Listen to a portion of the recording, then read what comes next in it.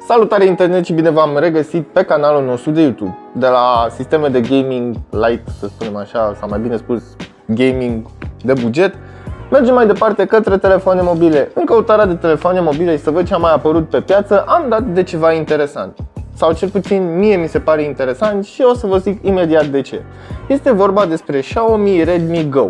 Este un telefon de buget care costă 400 de lei. 400 de lei pentru un smartphone. Are Android Go 8.1 și bineînțeles are un ecran de 5 inch. Așadar, hai să vedem ce poți să faci cu un telefon entry level, nici măcar de buget nu-l poți numi. Însă, înainte să judecați acest telefon, aș vrea să vă întreb dacă mai țineți minte perioada când a apărut Samsung Corby. Era un telefon destul de drăguț, cu carcase colorate, avea touchscreen, însă era încet. Doamne, era absolut infernal să butonezi meniul acela și în momentul în care aveai mai multe mesaje, aveai și muzică în el, vrei și tu să stai pe internet, se mișca destul de greoi. Practic, era ca un smartphone, dar nu era un smartphone, era un future phone cu funcții de smartphone și undeva la granița aceasta. Același lucru cred că vrea să fie și acest Redmi Go. Vrea să fie un telefon future phone, dar cu funcții smart. Așadar, hai să deschidem cutia, să vedem cu ce avem de-a face și eventual să tragem o concluzie. Dar țin să vă anunț că nu voi judeca acest telefon din perspectiva unui smartphone entry level sau mid-range și așa mai departe. Vreau să văd ce poate face un telefon de 400 de lei. Dar înainte de toate, nu uita să te abonezi și să activezi notificările, iar mai apoi intră pe cel.ro/giveaway pentru a te înscrie în concurs. Ei bine, avem aici o cutiuță micuță pe care scrie Redmi Go cu un gradient dinspre galben, mov, spre albastru, versiunea globală. Hai să vedem ce avem. Ecran HD, sau mai bine spus 720p de 5 inch, un Qualcomm Snapdragon 425, 3000 de mAh baterie și 8 megapixel camera de pe spate cu 5 megapixel camera de pe față. Mai avem și 1 GB RAM și 8 GB spațiu de stocare, memorie internă. De asemenea, este dual SIM și acest telefon suportă și card de memorie microSD. Practic, e un fel de all-in-one, dar mai slăbuț așa. Ce-mi place, chiar dacă este 400 de lei, nu se aude absolut nimic. Este atât de bine împachetat și cartonul acesta este destul de solid față de ce am văzut la alte telefoane. Așadar, ambalajul mi se pare calitativ pentru rangul acestui telefon. Avem aici telefonul pe care o să-l dau deoparte și ne vom uita la el imediat. Ce avem aici? Avem un plic, probabil cu cheița SIM și, bineînțeles, cărticele și alte prostioare de genul acesta. Ia să vedem cheița SIM, să o scot de aici, să vedem ce fel de sertar are acest telefon. Lăsăm plicul deoparte. Înăuntru mai găsim alimentatorul, care este de 5V 1A. Deci, bineînțeles, nu avem fast charge, dar avem măcar un încărcător de 1A. Este micuț, este compact, ușor și, bineînțeles, la fel de ușor de pierdut. De asemenea, mai avem și un cablu de transfer date USB-A către micro USB, ceea ce înseamnă că am avansat tehnologii din acest punct de vedere și cam atât găsim în cutia acestui telefon. Hai să ne uităm mai întâi la sertar. Sertarul care este pe partea stângă a telefonului. Hopa, avem două sertare. Ce se întâmplă aici? Ia vezi, mă, uite ce frumos e. Acesta este sertarul pentru SIM și este un sertar cu un spate de aluminiu. Foarte interesant designul acesta. Văd că stă aici foarte bine în slotul lui. Iar aici avem sertarul pentru SIM-ul 2 și cardul de memorie. Ok. Îmi place să văd asta pe un telefon de 400 de lei, totuși, să fim serioși. Așadar, avem un telefon de plastic care pare destul de bine închegat. Pe partea din spate avem camera cu blițul și, bineînțeles, sigla producătorului. Pe partea din față avem ecranul de 5 inch butoanele de navigare care nu se aprind. Mai avem în partea de sus grila difuzorului pentru apeluri și camera pentru selfie. Să nu uităm, aici în partea stângă, sub plastic, este ascuns și senzorul de luminozitate. În partea de jos a telefonului avem gaura pentru microfonul principal, micro USB-ul pentru alimentare și transfer date și în final grila pentru difuzor. Iar în partea de sus avem o mufă jack și o gaură pentru microfonul secundar. Ce pot să spun? Chiar dacă nu este cel mai frumos telefon, nu este din aluminiu și nu este din sticlă, este foarte confortabil de ținut în mână, este foarte ușor și practic nici nu-l simți. Cu toate acestea, din punctul meu de vedere, este exact ceea ce ar trebui să fie un telefon. Practic, un gadget pentru apeluri, pentru mesaje și pentru a contacta persoanele. Nu un media station portabil. Însă, hai să vedem dacă acest telefon se descurcă foarte bine în a face funcțiile de bază sau în a duce la bun sfârșit funcțiile de bază. Ei bine, hai să vorbim puțin și de construcția acestui telefon. Chiar dacă este din plastic, este drăguț. Sincer, nu pot să spun că e elegant, este efectiv ceea ce ar trebui să fie un telefon, adică un dreptunghi cu un ecran și practic atât. Ce să vrei mai mult de atât? Acces ușor la porturi și eventual să-i scoți bateria, însă pentru că trăim într-o lume modernă, acest telefon are o construcție unibody și nu are această posibilitate. Hai să vorbim puțin și despre sistemul lui de operare. Este Android Go cu ceva de la Xiaomi, și anume Mint Browser și Mint Launcher, care seamănă puțin cu launcherul de pe Pocophone în ceea ce privește interfața. Este clasică, cea Android, cu mici schimbări pe aici colo de layout-uri și, bineînțeles, fonturi și așa mai departe. În ceea ce privește meniul de setări, toate opțiunile de aici sunt simpliste, adică, să spunem la display, avem Brightness, Night Light, Adaptive Brightness pentru că avem senzor de luminozitate și ceea ce îmi place foarte mult de la Android Nougat încoace, posibilitatea de a schimba display size. Pentru că poate vreau să văd mai mult conținut sau mai mult text pe acest ecran. Că tot vorbim de ecran, chiar dacă este un panou HD, mie îmi place foarte mult din perspectiva acestui telefon. De ce?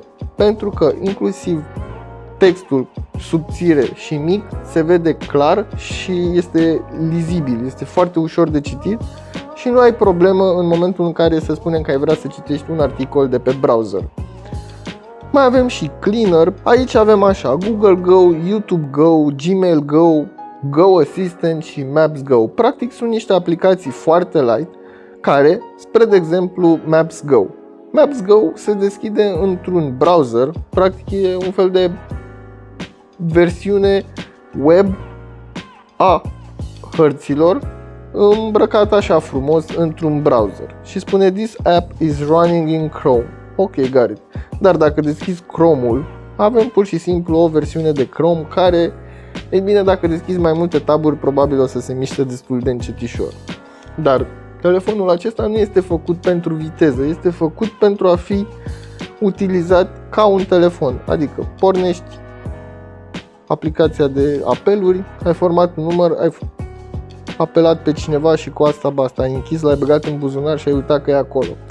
De asemenea, aplicația de mesaje este cea de la Google. Sincer, nu mi se pare o idee foarte bună. De ce? Pentru că aplicația de la Google este destul de grea pentru un astfel de dispozitiv. Însă, în ceea ce privește lansarea și închiderea aplicației și păstrarea ei în memorie, e bine, Redmi Go se descurcă destul de bine.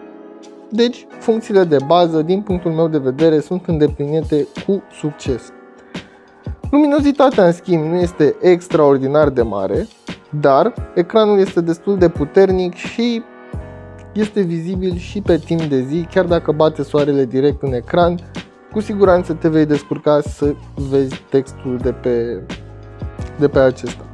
În ceea ce înseamnă aplicații preinstalate, ei bine, vine cu Facebook Lite, o versiune foarte ciudată de player muzical care seamănă cu cel de pe Android Gingerbread, dacă mai țineți minte, acum foarte multe versiuni. Practic era o aplicație gratis de ascultat muzică, fără reclame, fără nimic, fix din codul sursă de la Google. De asemenea, avem și un Mint browser, ce este un browser puțin light, să spunem, dar care se mișcă destul de rapid în ceea ce înseamnă un search pe Google. Ai opțiunea pentru incognito mode și, bineînțeles, mai multe taburi deschise. De asemenea, ai și funcția de căutare vocală și un fel de night mode care îți transformă interfața din alb în negru pentru a nu-ți obosi ochii pe timp de noapte. Mi se pare foarte interesant că au inclus o astfel de aplicație, nu trebuie să o descarci tu, nu trebuie să o cauți tu, nici nu ocupă foarte multă memorie RAM și din punctul ăsta de vedere mi se pare un pachet complet în ceea ce înseamnă, să-i spunem, un future phone sau un dumb phone. Hai să-l numim așa. Dar acesta nu este chiar atât de dumb. La capitolul performanță, în schimb, Antutu nu a vrut să ruleze pe telefonul acesta, în schimb a rulat Geekbench și îl voi deschide imediat. Mergem la History și o să vedem că nu avem de-a face cu o bestie de telefon. Avem 630 de puncte în single core și 1704 puncte în multicore. Așadar, în ceea ce înseamnă performanța acestui telefon, nu sunt uimit, nici nu am pretenții și, bineînțeles, nu am să comentez absolut deloc pe această temă. De asemenea, mai avem și un radio FM, ceea ce mi se pare foarte interesant în momentul în care vrei să asculti radio, și sound recorder. Ce mai avem pe aici? Gleam. Gleam este o aplicație pe care eu am instalat-o deoarece am apăsat pe această rotiță în launcher și mă lasă să selectez un icon pack ca să pot să schimb iconițele din sistem. Și mi se pare foarte interesant că aplicația de sistem stock are opțiunea de a selecta iconițe din pack-uri de pe Play Store. Practic nu-ți trebuie alt launcher ca să modifici aspectul iconițelor. În ceea ce privește navigarea pe acest telefon, se face doar cu aceste butoane din partea de jos, unde avem butonul pentru recente, butonul pentru home și, bineînțeles, butonul pentru back.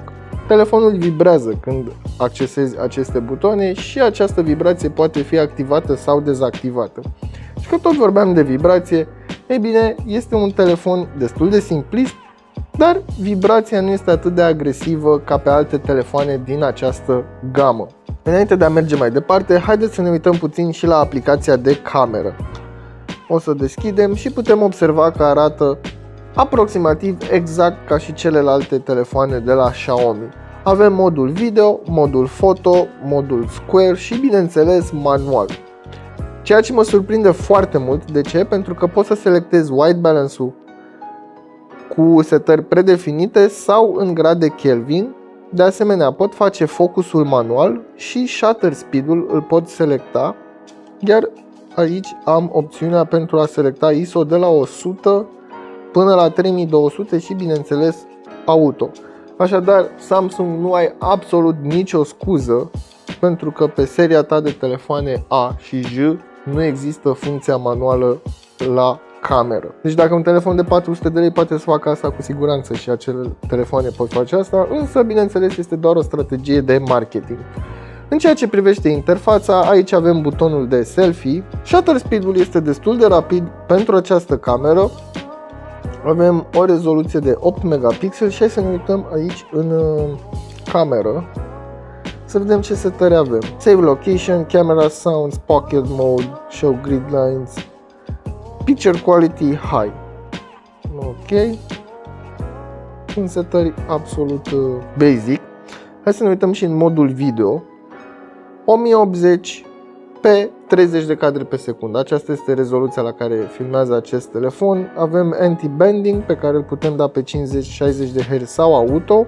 Cam atât. În modul foto mai avem niște filtre black and white, calm, latte, dar bineînțeles astea le poți face și cu un alt editor și opțiunea pentru HDR auto on sau off.